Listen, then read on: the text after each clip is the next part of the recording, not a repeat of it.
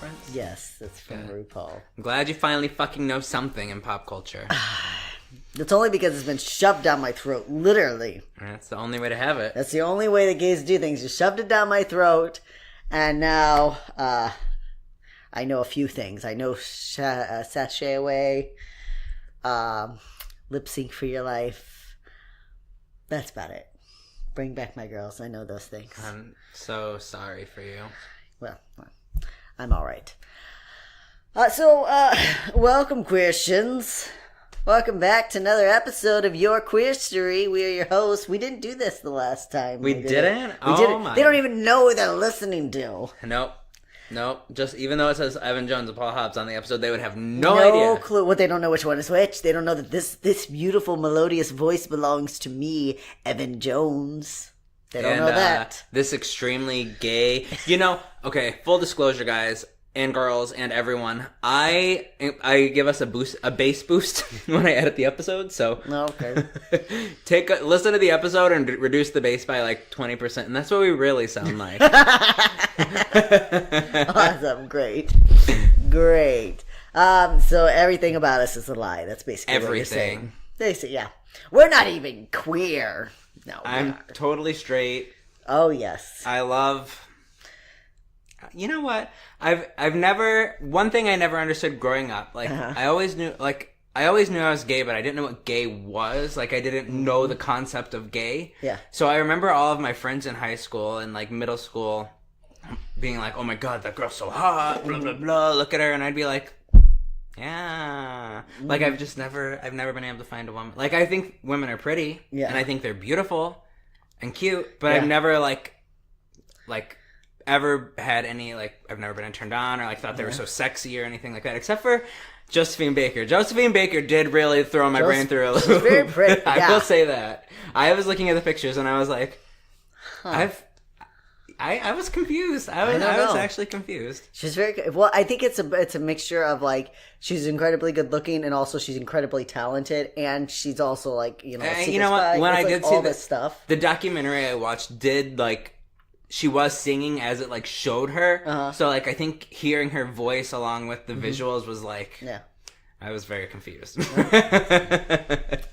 I've always been, you know, like, more connected to women, but, like, but I've been sexually attracted by all kinds of people. Everything? Everything, basically. That toaster oven over there? Yeah, I could fuck a toaster oven. oven. Look at those dials. Damn! If you just try hard enough, you can make anything sexual. No, I've just been, like, for people, like, I've just had a lot of different... Maybe I'm just a really horny person. Maybe that's all it is. Maybe. And it's just like, you know, I'm just in a You know what it is? You were state. repressed for so long. Yes. Your body just needed to experience everything and at it once. just exploded, and it's been exploding for the last 8 years. Just good thing you own a lot of towels. Yeah, that's right. I do own a lot of towels, actually, to be honest. So I don't know where. So we're your host. If you want to follow us individually, you can follow us on social media. I am on Instagram and Twitter at EB&J Sandwich. Follow me on Twitter at the Paul Hobbs because there can only be one, and it's me, motherfucker. Yep. Is that? I've been doing better at my Twitter. I mean, I think I post about every other day. You've been tweeting. I've been very proud of you. Thank you. Even though you have like 25 followers, I'm still proud of you. You're trying. It's not about the followers. It is all about the followers. It's about the love of the game. You're trying. Right? You're trying. I'm putting stuff. I'm trying to follow put stuff Evan because he is feeling very sad. I'm not feeling sad. I'm totally fine. You can follow me, but I'm not feeling sad. I just don't put much. But you know why? Because I'm a writer, and when I start writing, like, you need space. I need space. I need to be able to. I can't stand not having proper punctuation. I can't stand changing a 2 into the number 2. Like, I can't stand that. And every time I start to tweet something, if I can't have a small, concise thought, I get too, like, anal about it, and then I can't do it. Oh, see me? I hate writing. English was my least favorite class, so I'm like, perfect. I can rely on spell check for everything that I'm writing. And also condense everything that I'm thinking into 3 sentences, which is how I live my life. So that's true. Perfect. That's true. That's why it works for you. So I'm trying more at Twitter. I appreciate Twitter more. Like I love like seeing what's trending and like interacting with people through comments and following and people. But me personally writing my thoughts, I just have so much good stuff to say. You know what I'm saying? Mm-hmm. No.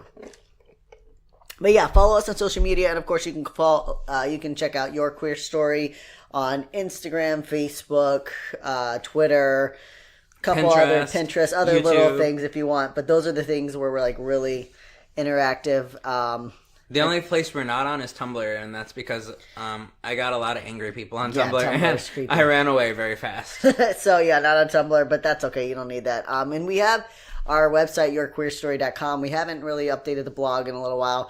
That's when things calm down. If you've been following us, you know that the next 2 months are incredibly hectic for me and Paul. Yes. So the whole year, honestly. It's going to be busy. Your year slows down in like May, June. June, my year will slow down. Mine just keeps on fucking going. Yeah. Well, mine slows down, but then I because of retail, it's going to start to pick up at like October. August. Yeah. No, September. September it starts at like mid-September, and then by October it's just full blown. Then you're fucked for the rest of the year. Then you're fucked until like the next March. Exactly. It's just this year, because normally, it would be slow in March, but because we started to get married and buy the house and all the other shit that's going on with that. I don't know how you're not great yet. I don't know. You got to do it now. You know? Just get it all done. Get it out of the way. So, what'd you do this week? Yes. What day is today? Monday? Yesterday I went to a drag show. Surprise. Wow. I know everyone is surprised right now. Every single person. Yeah. No, but this place was like, it wasn't in like a city. It was in kind of a smaller little town. The people there got wild. Like, the straight girls were dancing on the bar. It was wild. And then I had a little too much to drink, so then I decided for David and I, we needed 30 wings to split. Oh, God. And yeah, I had a lot of fun. The day before that, I was working so for everybody that has been following, I've talked about starting a business. I'm starting a web design business. I've been working on that website, designing the pages for that, reaching out to potential people who might want their website either created for the business or redesigned or whatever. And working, and I've never resting. Never resting, yeah. Good. Yeah, that's what I've been doing. Samantha and I met with our wedding coordinator, and we like got a lot of our final details settled. Like we figured out what we're gonna have at the wedding to eat. We kind of had an idea, but what are we having? We're actually gonna have a variety of items because we're doing a buffet. So there's chicken parmesan. Is it like a one time? Like, can I just go as many? You times can go until the food is out. Yeah. There's a limit. Why does the food end? Because that's just how it is. They serve enough for buffet style of 135 people. You're having my wedding's gonna have like 4 people. I told you before, Paul, it is not a lie. 120 of those people are all Samantha's families, okay? Her family and her friends, and I've got my 10 people. Let me tell you, it's gonna be you, Katie. Mm-hmm. I'm gonna offend some people because I'm gonna forget you. I'm sorry, but Jess. Uh-huh.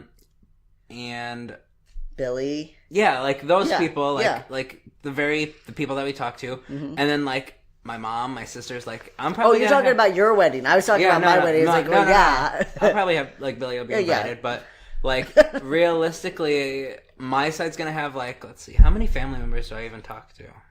I don't know. It's like 13-ish. Yeah. So like probably a whole 15. Isn't that how many you have that are on your side? Yeah. Yeah. Like, total. And then David. Yeah. His family alone is going to be like 60 people. Yeah. So who knows? Who knows? Your wedding won't be that small, but it'll probably be a little more intimate. It's just that Samantha's mother, Suzanne, wants to invite half of fucking Rhode Island, which I get it. She's proud and happy that her kid's married. Better than my parents that aren't even showing up. That's so, true. Like, she's actually proud of us, but still. But it's a good group of people. I know most of them anyways, and it'll be a lot of fun. If I don't know your birthday without Facebook telling me, you're probably not going to get an invite to my wedding. Let me put it that way. I think that's fair. Yeah. There you go. That's the tea. That's how you're going to decide your wedding list. Do I know your birthday? Nope, you're not getting an invite. Okay. I hope you know I was going to say your grandparents, but yeah. Besides Katie, I don't know Katie's birthday. November 26th or something. It's literally 2 days before your boyfriend's birthday. November 20th? No, it's 2 days after. November 24th. Yes. Yeah, see, I knew it was It literally goes David's birthday, my sobriety Sorry, anniversary, Katie. Katie's birthday. Every year we have a celebration for David's birthday, my sobriety, and Katie's It's 3 birthday. days of me drinking. It's your sobriety. I'm like, hey, Congratulations on your sobriety. That's fantastic. I'm going to take a shot for you. So Paul's excited for me to get married because he gets to take all my shots all night. Yes, so your Exactly. bachelor party. Yeah. We're getting like a whole bachelor sash and everything. So you better be ready. Oh, I'm super ready. We might end up in Boston. We might end up in LA. You never know what's gonna happen. Just be ready. I'm going to end up in fucking Miami with no clothes, no idea how I got there. No, you're the only one who's gonna know how you got there. In a car full of assholes. I'm gonna wake up there. Hey! Still the drunk police the will night, be like, right? is it your bachelor party, sir? And you're going to be like, it was my best friend's bachelor party. But I'm the one that got wasted. And you're just gonna sit there mad as fuck. It's Exactly. gonna happen. It's gonna happen. Anyways, we should get back on track. I think I don't know what the fuck we're talking about anymore. Thing is, we're busy with stuff. Check us out on social media. Follow us. All that good jazz. And now, let's play. Ah. You already ruined the episode. Man. What are That's not things getting that you cut say? out. What are things that people say? Apples. What are foxes? The brown fox jumped over the fence. Are you talking religion right now? No, this is a thing that people say as a speech exercise. The quick brown fox jumped over the long. Is that the thing that when you go to download a new font, they have that written in all the different sizes? No, I don't think they don't have that anymore. If you do when you mean like download a font, I've never downloaded a font in my life. Whatever's in my my writing thing, that's the fonts It's I'm using. all Times New Roman all the time. That works. Okay. Let's pay tribute to our Native American and First Nations listeners and queer followers as we discuss the history and concept of two spirits. Before we delve into the past, we need first to explain what the term two-spirit means and in what context it is appropriate. So hold on to your hats, white people. It turns out that it is not a term for you to use. Surprise, you don't get to fucking use everything. Exactly. It's not all about you. This is very important because I hear a lot of I've heard a lot of like younger people. I know we white, came and slaughtered your ancestors and took their land, but can we just use your steal term? this term? Yeah, because people who don't understand what the term two spirit means, like they just are like, oh, that sounds like me, so I'm going to identify that way. But this is very specifically for Native Americans. It is based in their heritage and their culture. And some Native Americans don't even like the term two spirit. They have their own individual words for their tribe or their group. But this is the most universal used term, so that's why we're using it. But it can vary from group to group. But what we do know is that it is for Native Americans and only Native Americans. Period. Done. You can't End of use discussion. it. And we'll get to that. I put a little joke in here. So adopted in 1990 at the Indigenous Lesbian and Gay International Gathering, the term two-spirit was coined as a replacement for the outdated and inappropriate term bradash. The former word had been used for centuries to describe gay men. However, its roots referred to the Persian term bradash, which meant a boy slave held for sexual purposes. The term also held the antiquated misunderstanding of gender variance, which, as we've stated many times, is the idea that all homosexuals want to be women and all lesbians want to be men. Not only does this not accurately describe the differences between gay, lesbian, and transgender people and completely ignore bisexuals, but bradash also never quite captured the essence of the individuals it wished to describe. So in 1990, a much more fitting term, two-spirit, was introduced.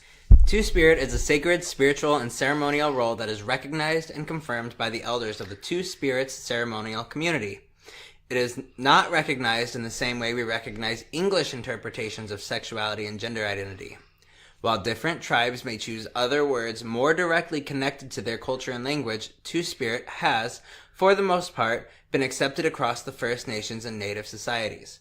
And because of its history and specific origination within Native American culture, it is not appropriate, as we've said, for a white individual to adopt this term, even if you have a whopping 1 and 64th to 1 and 1024th Native American heritage, just like Elizabeth Warren. So you can't use it. So again, so the white girl is like, but see, the thing is that I'm 1 and 1/3 Cherokee, so it's okay. No, it's not, sweetheart. It's not. You're doing, not only are you doing this disservice, it's disrespectful to the entire Native American community, but especially to Two-Spirit individuals. Mm-hmm. So Michelle Cameron, who wrote in her published study, Two-Spirited Aboriginal People, Continuing Cultural Appropriation by Non-Aboriginal Society. That's I'm glad you read that. That is a very, like, the difference between books and scientific journals. That's the difference right there. Because scientists, anthropologists, they don't give a fuck how long their title is, how wordy it is. They're going to tell you exactly what it is. They're not trying to sum anything up for you. All right, so this paper and a journal study further explains why the term Two-Spirits is for natives. The term Two-Spirit was chosen to emphasize our differences and our experiences of multiple interlocking oppressions as queer Aboriginal people. When non-Aboriginal people decide to take up the term Two-Spirit, it detracts from its original meaning and diffuses its power as a label of resistance for Aboriginal people. Already there is so much of First Nations culture that has been exploited and appropriated in this country. Must our terms of resistance also be targeted for mainstream appropriation and consumption? Two-Spirited is a reclaimed term designed by Aboriginals to define our unique cultural context, histories, and legacy. When people do not see the harm in sharing the term, they are missing the point and refusing to recognize that by appropriating the term, they will inevitably alter its cultural context. Yep. Yeah. So I just hope we're making it real clear for you. Just put a lot of stuff in the beginning because I just wanted to make it real clear for people. Because the last thing I want is for someone to hear this episode and then walk away and not use the term appropriately. And then be like, well, I heard it on the Your Queer Story podcast. Exactly. It's not for you unless you are Native American. We've said it many times. I hope that we've made it very clear. So again, I'm going to say it one more time. Last time. Stop stealing indigenous people's shit. Instead, honor them by learning about their culture and respecting Two-Spirits for the incredible beings they really are. In order to see these humans in all their glory, we must go back to a time before the white man came. For over 14,000 years, millions of natives roamed across the North and South American continent, evolving as humans and societies the same way their fellow earthly inhabitants were evolving in Africa, Asia, and Europe. They built towns and villages, then eventually cities and empires, an incredibly diverse group of people who spread across the Americas and divided into tribes. Each one different from the next. From their preferred method of housing to their preferred method of feeding their families, no two groups were identical. While most Hollywood movies depict the cookie-cutter image of teepee camps filled with buffalo hunters, the realities are that the First Nations varied as much in their societies as any other continent. Yeah, it's kind of ridiculous. Like when you watch, I don't know if you ever watch old Westerns.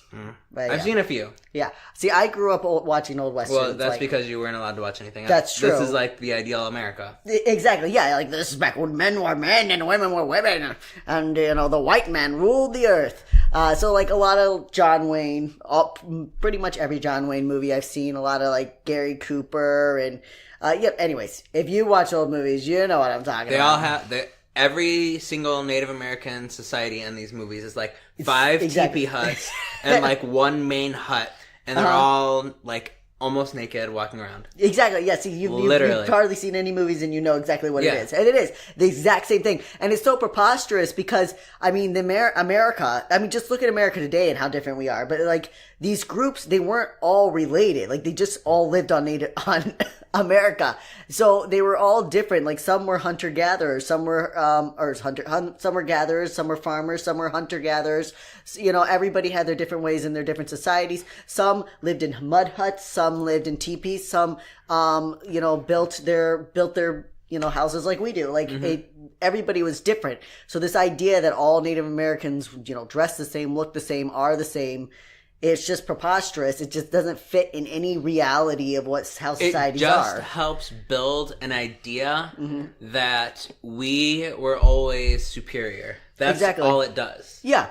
It makes them look small, right? Like exactly. You and your little teepees on your little area, small group of you, off to the side. And by making everyone look the same, it made it easier to discriminate, and it made it easier, obviously, for harmful stereotypes that were easy for people to make fun of, belittle, and therefore, again, discriminate against. And so then it just builds a thing like, well, we had to help them. Right? They didn't know what they were doing. We had to come in and help them. Literally what people said. Literally, that's what the missionaries said. Exactly. Like, we are going to come and save you everyone, all. It is nationalism. You have all been taught to be nationalists. Exactly. From kindergarten. From your parents, probably, unknowing that they were taught to be nationalists. That is what America was. That's how we were going to be great. And part of it stemmed from a pride so that we could break away from, King George. But I mean, still, we instilled this nationalism so that we could get people to go off and fight wars and fight for causes, even if those causes weren't worthy, right? And even today, sorry, I know I'm getting distracted, but I've been watching these documentaries, and every documentary I watch that is involving, like, the White House, the president, they're like, this house is the most powerful man in the world. Every single time. And while that may be true from maybe, like, a military standpoint, like, the world, like... In general? It's insane. Yeah. It's insane that this is just being force-fed. Like, everything you've ever learned is that America's number one. What are we number one in right now, besides military and, like, assaulting people? Assaulting countries. Like, exactly. And attacking I'm people. Serious. We are number one in... We're not number one in infrastructure. We're not number one in education. We're not number one in healthcare. We're not number one in science. So we're number one in fundamentalist Christianity. We're number one in believing in angels. That's what we are number one in. Sounds like we're not getting anywhere. No, it's not helping. So it's been drilled in our heads our entire lives. America is the greatest. We rule the world. Everyone bows to us. And you get older, and it's interesting the way the internet and social media connects us now. Like, you can see. It's really hard to believe that lie anymore. It was easy to believe that lie 30 years ago. Oh, yeah. 100 years ago. Well, I've been alive for 30 years, but... Are you trying to make an old joke? Is that what you're trying to do? You're trying to make fun of people who are 30? I'm trying to make fun of you. Okay. My point was, before the internet, it was easy to believe that America was number one because you only had your newspapers and your television. Now you can sit there and you can play games with someone who lives in another fucking country and try telling that person that you're number one. Right. Try telling half the people in your country today that we're number one. We know this shit's not real. Hey Queertians, thanks for listening to today's episode of Your Queer Story. Audible is offering a free audiobook download with your free 30-day trial to give you the opportunity to check out their service. I love Audible. I have had my subscription for over 2 years, and it is worth every single penny. I listen to it all the time. I hate to read, but I love listening to things while I work. Audible gives me the opportunity to listen to the best-selling books while I'm at my computer or driving, and makes the day fly by. And the best part is that Audible offers a wide variety of queer-friendly books as well. So you can listen to anything from The Queer History of the United States by Michael Bronski to over 200 LGBTQ fantasy novels. To download your free audiobook today, go to audibletrial.com/queer. Again, that's audibletrial.com/queer for your free audiobook. So, back to the Native Americans. Not only did they vary in their language and rituals and cultural methods, but they varied in the way they viewed gender as well. All Native American societies recognized 3 to 5 genders. Now, I say all, should say almost all, because it's in any group, there's always a couple people, there's always a couple folks that say, no, we never did that. But from histories that have been gathered, the overwhelming majority show that they recognize... The ones that weren't burned by the fucking American nationalists. That's true. From what we can gather, almost all Native American societies recognize 3 to 5 genders. There was male, female, then 2 spirit females and 2 spirit males, and the third sex. So the third sex, depending on the group, could often be split up into 2 spirited males and 2 spirit females. And another group, which we don't have a name for, but which today would be recognized as transgender. So it varies again from the group, and this is all using English to describe these terms. And so just by using the English, we're losing a lot of the meaning. But the point is that they recognize more than two genders. Lost in translation. Lost in translation, yeah. Depending on the tribe or culture, the status of two spirits would vary. In most cases, however, they were considered equal to or above their contemporaries.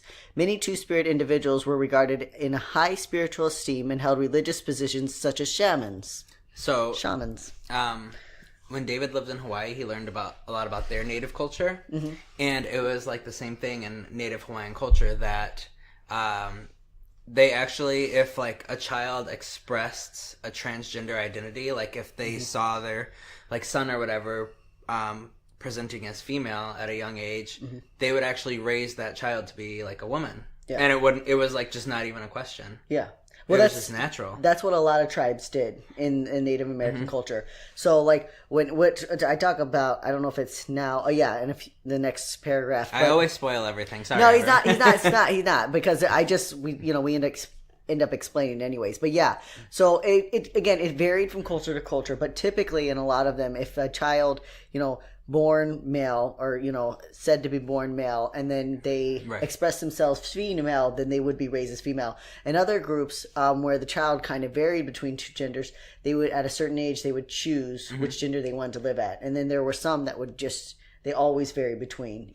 Well, and that's how David said it was in Hawaii, and he said like how it just said, he said that like they were held in high regard, high esteem, and like that just goes to show you how much Christianity really suppressed people and really changed everything. Because if like these native tribes all over the world, Hawaii and like the continental United States are not connected by any way, and they both came up the same way.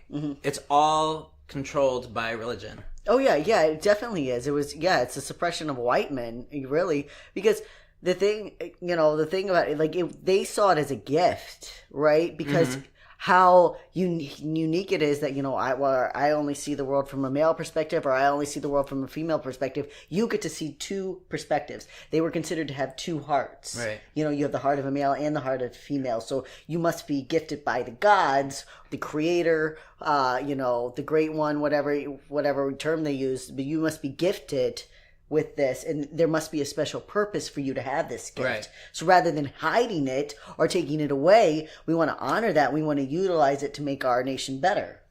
So think of how incredible life could be. Think of how amazing it would be if we had been able to do that instead of taking 500 years to fucking suppress the shit out of a group of people and ourselves as well. And obviously the white man did it to ourselves first before we tramped across the continents doing it to everyone else. So because of their ability to slip between gender, some cultures assign two spirits the roles of matchmaker or peacemaker or overall meditators. Mediators, not meditators. It was thought that with their understanding of both mindsets, they could better address issues of disagreement. In other groups, a two-spirit individual would live their lives fluidly for the first 10 to 12 years before finally picking a gender. Two-spirit females, those with the anatomy of a female, would assume the roles and dress of men, traditionally training as warriors and hunters. Two-spirit males would assume the roles and dress of the woman, gathering food and taking care of the children. Two-spirit females also took women for wives, and the two-spirit males were married to a male warrior. In a few cases, an individual was simply unable to pick a gender, and those individuals were usually regarded in the highest esteem, almost as a demigod or as the highest spiritual advisor. And again, we're using very general terms. Not every group is going to do this. Not every nation is going to treat their two spirits this way, or not every two spirit in every nation is going to act this way. That's a two spirit, and we're using, again, English to describe this, so that's why we say two spirit females. But not every two spirit female in every nation would take women as wives. Some would marry men, some wouldn't marry at all, because you were seen as a whole separate entity almost. So these are general terms. Again, nation to nation, it varies. Can't say that enough. Nation to nation, it varies. But to use the most common forms, that these were the most common practices. So of all the difference and variances from culture to culture, the recognition of fluidity in gender was nearly universal in North America. But luckily, the white man, with a stick up his ass and a Bible in his hand, was here to save the poor, poor natives from the error of their ways. Prior to 1492, North America was a thriving continent. Historians have estimated anywhere between 18 million and 100 million Native Americans. Very big difference. Very big, yes. And we realize that's a big jump in numbers. The argument over how many indigenous people inhabited North America prior to Columbus is actually one of the most hotly debated topics in anthropology. It's riveting, we know. Suffice it to say that there was a hell of a lot of people here when Columbus showed up to claim the so-called New World. I can't imagine they thought, let's document how many people we have, so that way when this white man decides to fucking show up Right. and just take over everything and give us blankets riddled with diseases, that way the world can know. Right. It's so fucking ridiculous. Well, yeah, never thought. Should we be counting everybody? No, why would we need to count everybody? Well, it's not like we're just going to suddenly be wiped out. There is a really good book. I put the reference at the end, so I can't remember the author. Actually, Charles Mann. I did remember his name. So 1491. Charles Mann has written two really good books. One is 1493, which I have not had a chance to read, but I love 1491, so I'm sure 1493 is good. That was actually his first one, 1493, where he talks about, America in the Columbian era. And there's 1491. 1491 talks about all the Native Americans in North and South America and Central America as well. The Incas, the Mayans, just incredible. Like, it's really cool. And he talks about that. It's a really good book. It's very big. It's very long, but it's really interesting if you can stick with it. And he talks, of course, about the debate over how many people there were, because we just really don't know. Because we just destroyed, we didn't care about their histories. We destroyed them. We wiped them out. So we don't know, just from looking at ruins and bones and general and scraps of information that we can piece together, like I said, anywhere between 18 to 100 million. But that's a lot of fucking people. Even if it was only 18 million. Yeah, absolutely. That's a lot. So the Spanish explorers were immediately put off by the natives. However, not just because of the Aboriginals' fierce battle skills and terrifying war paint, but also because they let men dress as women. How could they? I don't know how they could. That's absolutely a sin against God. Wow, that's the most terrifying thing about this whole thing. And women as men, and they also let women dress as men. And they acted like they were more than two genders. Whoa. For real, though, the Spanish colonizers were enraged at this so-called violation of gender norms. In one of the first recorded accounts of violence against Native Americans by white explorers, Italian historian Pietro Macier Gianghieri, something like that, wrote in 1516 that Vasco Balboa caught several native men dressed as women engaging in sex with other men. As punishment for their gross sins, Balboa had the 40 men who were wearing the women's clothes torn apart by English mastiffs. Those are those really big dogs. Look them up. So there's actually a painting of it, of Balboa feeding the two spirits to the dogs, because it's specifically the two spirit individuals that he fed to the dogs. Jesus. So, yeah. This was only the beginning of the atrocities that would befall the First Nations and all Native Americans. In addition to the explorers and conquistadors, the indigenous... Conquistadors. Thank you. Wow, look at you, got one. I know that word. And conquistadors, the indigenous people were plagued by an equally cruel foe, the missionaries. As soon as the Christians overseas heard of the lost people of the New World, they packed their bags and Bibles and headed across the ocean to save the native souls. Excuse me. I know you've been living this way for thousands of years, and you all are people, but I just want you to know that you're all wrong. I need you to know that you're all wrong. You know why you're wrong? Listen, you're wrong because we have the guns. Well, you got a point there, I guess, because you're sticking it to my head, so I guess I can't really argue with you. That's literally what happened. Yeah, right. Yeah, it is literally what happened. So the missionaries were astounded by the perceived complete lack of gender and sexual boundaries among the Aboriginals. Some of the tribes didn't even wear clothes, let alone the proper ones. In his journals, the French Jesuit missionary Jacques Marquette wrote, I know not through what superstition some Illinois, as well as some Nadusi, That's one. I don't know what that tribe. While still young, assume the garb of women and retain it throughout their lives. Heaven forbid. There is some mystery in this, for they never marry and glory in demeaning themselves to do everything that women do. Because which being is a woman is so sexist demeaning. right there. They go to war, however, but can only use clubs and not bows and arrows, which are the weapons of proper men. They present at all the juggleries and at the solemn dances in honor of Calumet. At these they sing, but must not dance. They are summoned to the councils, and nothing can be decided without their advice. Finally, through their profession of leading an extraordinary life, they pass for manitus, that is to say, for spirits or persons of consequence. He was very shocked that these people would be revered when they were so clearly I don't even know. Wrong. I'm trying to think of an offensive word, but I'm like, it's just so mind blowing. Yeah, right? How everything in that whole writing was just like one offensive thing after another. literally just back to back. It's like how many people can we offend in as little amount of time as possible? Right. So while it may sound as though Marquette holds some reverence for two spirits, in reality he was appalled by these breaches in the white man's social standards. In 1702, another missionary, Pierre Liet, wrote, "The sin of sodomy prevails more among the Miami more than in any other nation. Some things never change." I put the some things ever change because I can't believe in Miami they're like the sodomy prevails more by it's true. It's true. Okay. Yeah. Even though there are 4 women to 1 man, it is true that the woman, although debauched, retains some moderation, which prevents the young men from satisfying their passions as much as they would like. There are 4 women to 1 man. He could have 4 women, and instead he just doesn't. He just wants to fuck another guy. He just chooses to respect them. I just don't understand that concept. Just, you know what it is? They're just gentlemen. That's what they are.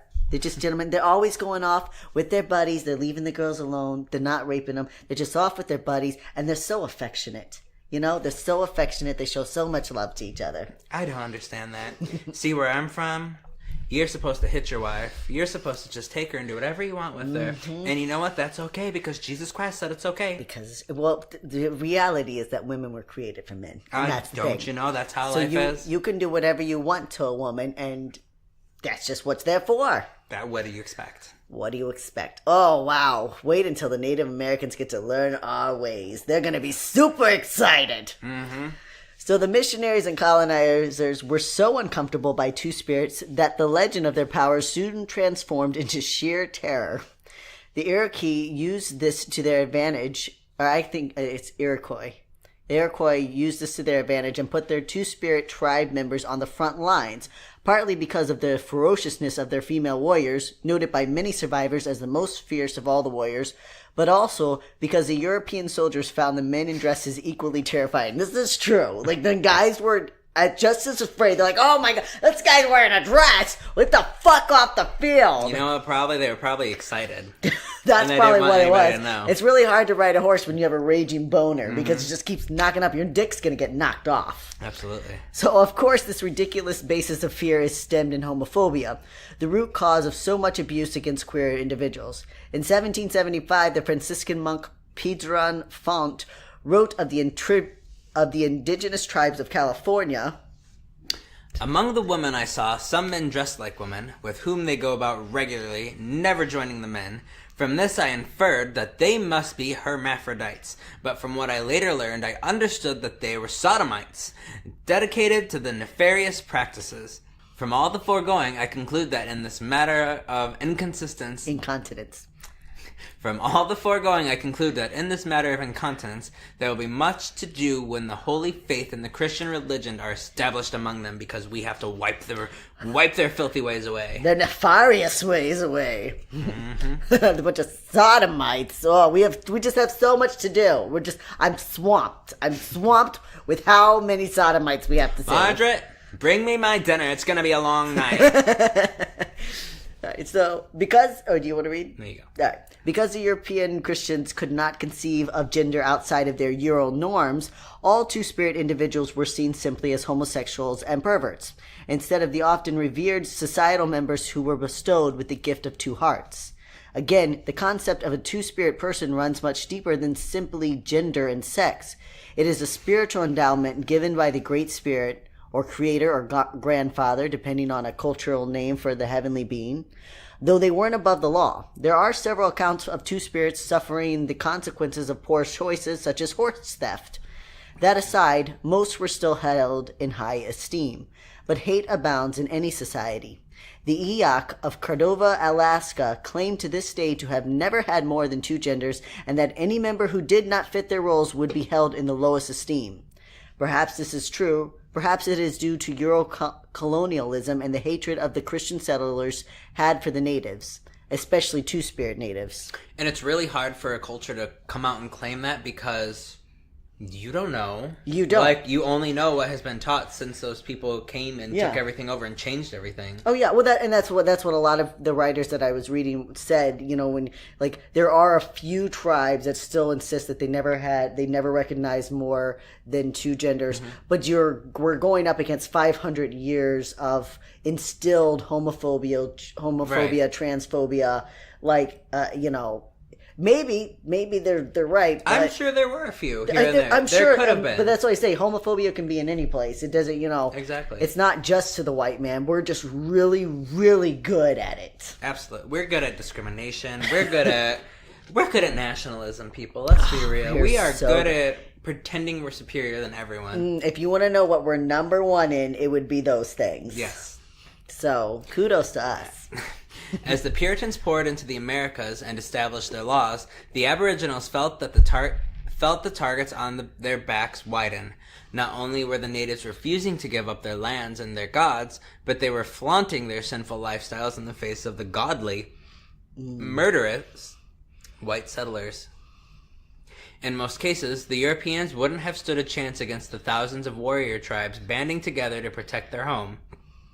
However, white colonizers had unwittingly brought the most deadly of weapons, disease. Since the Aboriginals had never faced scarlet fever, or the bubonic plague, or the measles and chickenpox, or smallpox, and all the diseases riddled in Europe, their native immune systems could not withstand the onslaught of illnesses brought their way. Within just a century, over half of the eastern populations were wiped out.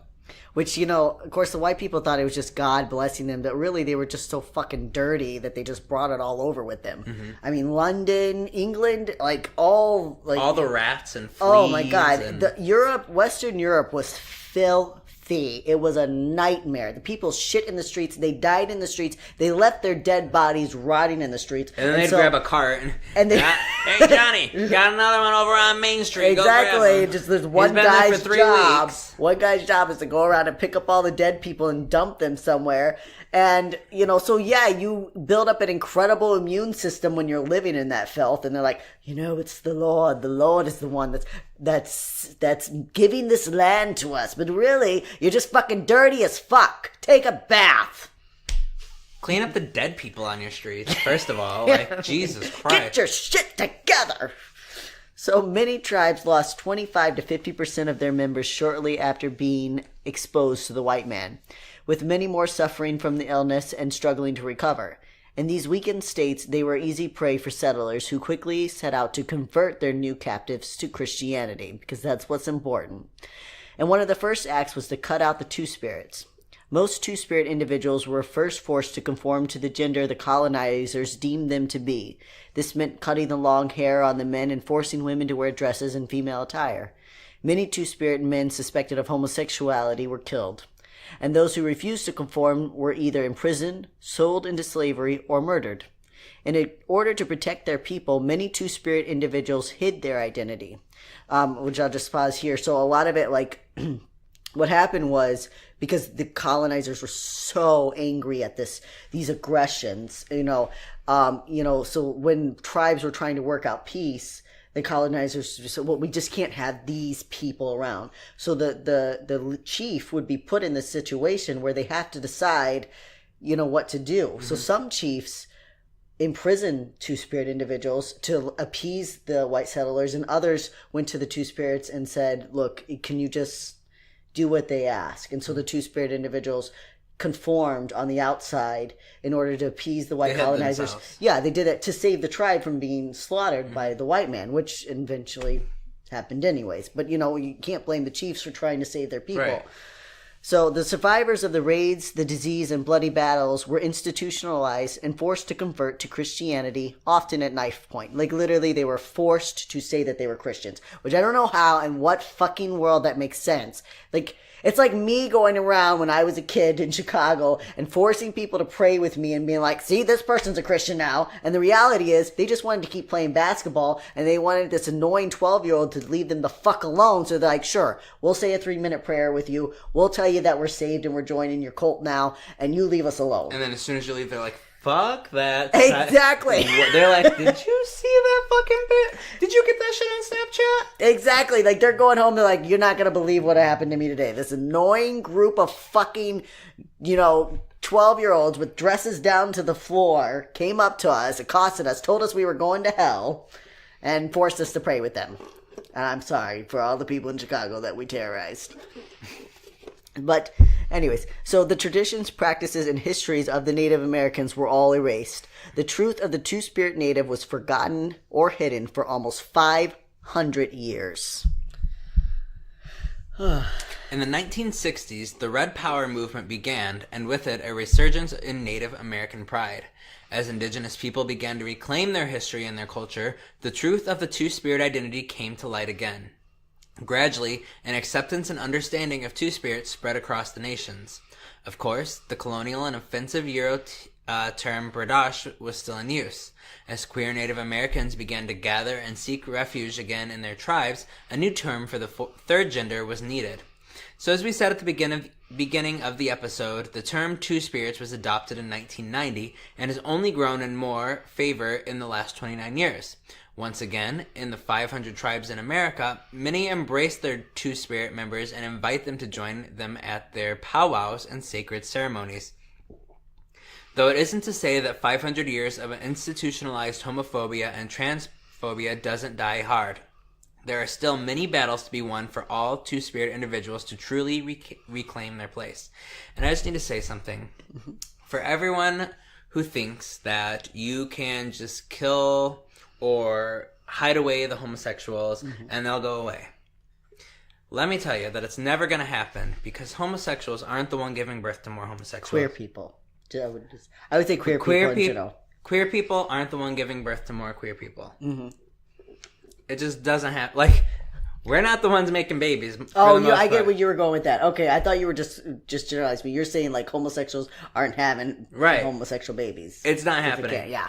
All you straight people who are definitely not listening to this podcast, mostly, yeah, are giving birth to queer people. Mm-hmm. Yeah. We're not doing it. So, yeah, that's on you. It's really your fault, to be honest. If we should be hating anyone for the widespread queerness, it's the straight people. No, but seriously though, I mean, with there's more queer people now that are more fluid in their sexuality and their gender expression. Not that gender has anything to do with that, but they're more fluid in their sexuality. So maybe they are, there are some queer people having queer babies. But you're right, the majority are coming from straight people. A lot of them are coming from straight Christians, at least in America. You can't just gender, sexuality, our identities are more fluid than what we've been told. You can't put them in a box. You can't confine them. You can't. It's not. You just can't. You can't. When we see that all throughout history, again and again, we see queer people start to come forward and rise, and then someone comes along and says, well, that can't be. But in every fucking culture, in every part of the world, for all of history, we've had this. We've shown gender, identity, sexuality. They're not in two boxes. We're always just like, it has to be black or white, on or off, in or out. It's just not how it works. Think of everything you can think of. Your mind can work in so many different ways. Your mind can think of everything. You like, no two people are the same. No two people think the same, even slightly. Yeah. There's no way you can say black or white. Like you said, It's just not how it works. It's just not possible. I'm sorry. DNA alone, all the different DNA. Like, every single person possible. Every single person on this planet has unique DNA. Yeah. Do twins have the same DNA? They have the most. I think they identical twins have the same DNA, but fraternal But twins all the don't. way the same? I thought it was all the way the same. I think they're the only ones that have identical DNA. That's why they're used for a lot of like tests and studies. But yeah, every single person has unique DNA. There's no way that it's just one or the other. It just can't happen. You just can't. It's just not how life works. All you can do, you can hide it, you can beat it out of people, not out of people. You can beat people into silence. Yeah, into repressing hiding, them. Yeah, into conformity. You can force things to look away, but you can't force them to be the way that you want them to be. You can only force the outside, and eventually it's all going to come to the surface. 500 fucking years later, Native Americans were able to come together again and begin to find their voice. And we're not even a fraction to where, like, not even close. Can't even say that we're close. But at least now the First Nations and Native Americans are able to meet again. They can start the process. They can talk. They can begin to re-piece together their histories and their identities. And, we have to keep fighting for their right to do that. But, that was 500 years later. And one of the first issues that came back to the top was, hey, we didn't always recognize two genders, so why the fuck are we still trying to do that? And again, like we said, homophobia, transphobia, it dies hard. So there are two-spirit individuals that, and those who I'd use other terms to identify themselves, that face pushback from their tribes, that have been rejected from their tribes because they refuse to conform to one gender. But they're making progress. So we hope that understanding some of this history will make us aware of the sacred role that is meant for two-spirit persons, and that this is not a title that can be claimed by someone from the outside. As we conclude, we should further explain that some debate whether being two-spirit has anything to do with gender at all. Some have argued that the concepts are completely separate. According to German anthropologist Sabine Lang, cross-dressing of true-spirit people was not always an indicator of gender identity. Lang believes the mere fact that a male wears women's clothing does not say something about his role behavior, his gender status, or even his choice of partner. On the other hand, many transgender Native Americans have found an identity in the name Two-Spirit. This is not our debate to have. We only hope that we can all be free to express our gender, our sexuality, and our presence on Earth in truth and authenticity.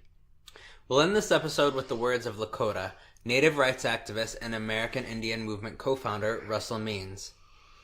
In my culture, we have people who dress half man, half woman. Winkte, we call them in our language. If you are Winkte, that is an honorable term, and you are a special human being, and among my nation and all Plains people, we consider you a teacher of our children and are proud of what and who you are. And that's our episode for you, kids. Hope you learned a lot. Yeah, hope you learned a lot. I mean, there's a lot of good information in there. Your recommended resources, of course, is the 1491 by Charles C. Mann. Also, there's 1493. And also, Queer Indigenous Studies, Critical Interventions on Theory, Politics, and Literature, First Peoples, New Directions in Indigenous Studies by that's Quwo Lee Driscoll. And that's a much more technical, but if you if you want to learn more about queer indigenous studies, Quwo Lee Driscoll, I just pulled some pieces from there. I have not read that myself, but it was very well reviewed, and it is written by a Native American. I don't know if they are Two-Spirit, but it is written by a Native American. And then, of course, if you just want some general information on what America was like before the white man, check out Charles C. Mann's information. Anything from you? No, that's it. Learn something. Do a little extra research. Exactly. Yeah. Do some research on your end. This is something that I believe strongly in, that you should take a little extra time. You don't have to do much. You listen to this podcast while you're at work or however. Mm-hmm. Pull something up on YouTube. Listen to it as you're working. Just give yourself a little more education, because what you were taught in school is the whitewashed version of what really happened. Exactly. Yeah. And the thing we use the term emotional labor, and as a queer person, what it's like to have the emotional labor of constantly having to educate straight people on what it's like to be queer. Now imagine the intersectionality of being a queer person and a queer person of color. And now you're constantly having to educate people. What's it like to be a person of color? What's it like to be queer? And what's it like to be a queer person of color? That's a lot of fucking talking, and people are tired tired of doing it. So do your friends and your family a favor, be a good ally, and check out some shit yourself so people don't have to constantly explain things to you. Or listen to us, because that's what we're here for. Absolutely. So stay queer. Don't get a lobotomy. You succulent saphists. We love you, our little allied hookers. Goodbye. Bye.